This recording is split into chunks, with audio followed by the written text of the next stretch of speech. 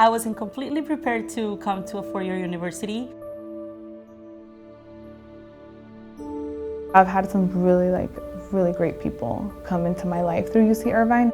My parents definitely played a big role in influencing me in my decision to come to the university setting. UCI offered a home for me.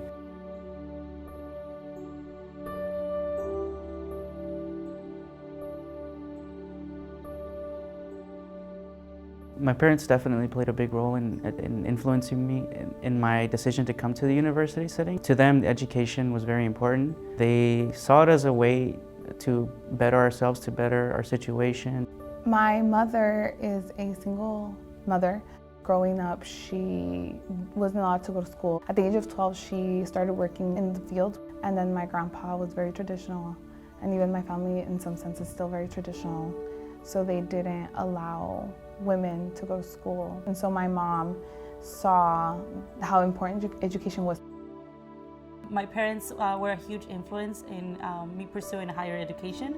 They brought me to this country from Peru with the goal in mind that my sister and I would get a college degree. I am an undocumented student, and when I came here, I was an orphan. And so my adoptive dad adopted us, and he ingrained in us that education was our path to success. I took that to heart, and my sister did too. And we both worked really hard in school. As someone who grew up very close to my family, at times I felt alone, eating lunch by myself or dinner by myself here on campus, just because I wasn't the person that was going out to meet new people in my dorm room, or I wasn't out in clubs and organizations. Things like that didn't take off for me the first quarter I was here at UCI. I was so homesick for Spanish. As a Latino student, at first I was kind of lost within the whole university because it's just huge, a huge change from going to community college. That's where you come and you make it personal. I remember my first week on campus, there was the involvement fair, and I must have gone to at least 50 different booths because I was looking for a community here.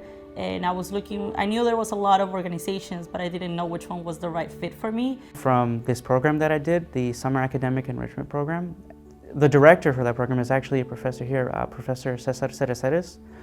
And through him and his encouragement and his guidance, he was able to bring in professors that I could talk to and get familiar with and understand what they were researching or what they were teaching, and see how I can implement that into my own experience.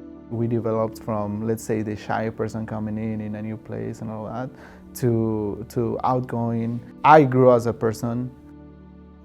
Challenges that might have taken me out of the university setting did come up. I was always constantly working because I didn't want to ask my mom for money because she had a house payment, and then at one point she had tons of medical bills, and she had all these things happening, and so I really couldn't go home. During my third year, my mom was diagnosed with breast cancer, stage 1 breast cancer. During that time, she didn't let me take time off. She was like, no, you're gonna finish. In 2011, my mom unfortunately suffered from a stroke. We were on the verge of losing our house. My stepdad wasn't getting a lot of work. And so I did seriously consider getting out of school for a bit and helping out in that sense. And this was in the midst of finals week. She told me, you have to keep on going. I'll be fine. Just keep on doing what you're doing. And with that in mind, I decided to stay here at the university and continue on. There was a lot of stress and a lot of uncertainty about my future, dealing with being in deportation procedures at the same time that I was trying to navigate through my first year of here at the university. That was a process that lasted about a year and a half. I found a lot of support here. I had to ask for help, and I had to disclose something very personal so that I could try to get the help that I needed. It ended in a positive note. My lawyers were able to dismiss the deportation case. That was a huge relief, just knowing that I didn't have to worry about that anymore.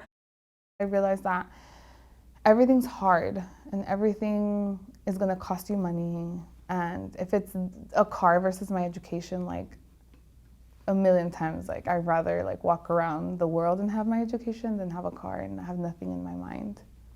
Thankfully, I did have access to scholarships, grants, and loans. So that was never a real challenge for me. I have a scholarship from the Dell Computers, so that's helped a lot. I came in without financial aid because I was undocumented, and also California Dream Act hadn't passed. So my first quarter, we had to pay out of pocket, and that was a huge sacrifice for my parents to be able to afford that. Fortunately, because the law was in the process of changing, by my second quarter, I did access financial aid. The only thing that was not covered was expenses for living here, so I had to commute. But yes, I had financial aid. Best experiences. There has been a lot of really great experiences here at UCI. Being able to hold a rally at the Student Center to support immigration reform, and out of this rally we were able to reestablish the Undocumented Student Organization on campus. I did coach. It's Creating Options and Conquering Hurdles, and it's a program that it teaches students to be life coaches to other students. To me, I saw it as a mentorship, not necessarily coaching them. I wanted to do research, and UCI, being a research university, offered very good teachers, very good opportunities. There's opportunities for you to intern doing research, for you to work as a student in any of the centers right here, for you to run a program, for you to be involved in an organization like Dreams at UCI, for you to be involved in student government. UCI has an immense amount of opportunities. You have to do the legwork and you have to find them, but they're there.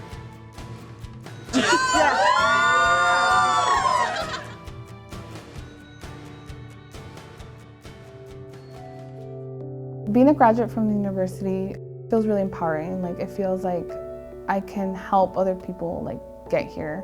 I can make my brother get here. I can help my community get here.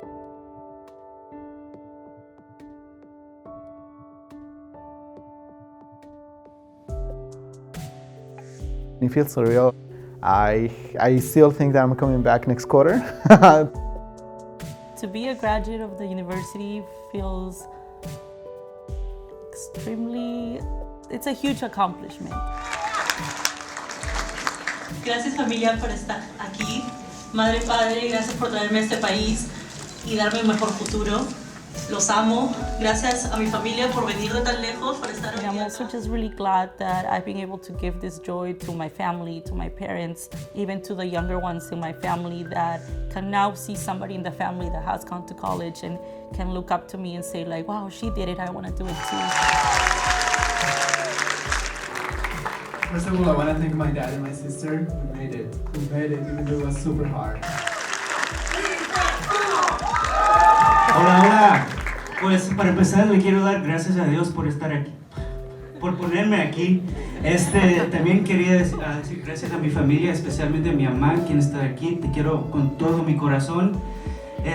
También le quiero dar gracias a mi familia de raíz. Ustedes me han dado un hogar aquí en el condado de Orange. Maritza Yvette Durán. No llores, mamá. Quisiera darle gracias primeramente a mi familia que se manejaron como unas 5 o 6 horas para estar aquí conmigo. Advice that I would give any first-generation college student coming here would be to not be intimidated by the setting, to not feel like you don't belong here. There has been people who have fought for you to be in this place, not just your parents, but people that came before you, student movements before you, that fought to make the university accessible for Latino students, and that once you're here, it is your responsibility to make this a home, even though it's going to be difficult at times. It is a very rewarding journey. Try to do the best that you can here so you can leave the space a little bit better for the ones that come after you.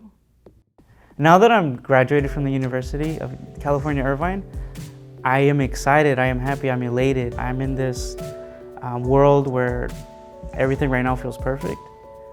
And I feel that I have upped the system one in the sense that statistically and what other people in other places tell us, we're not supposed to be here, but we're here. We are resisting those statistics in a sense, and I feel awesome and I feel great about it, and I'm ready to do more.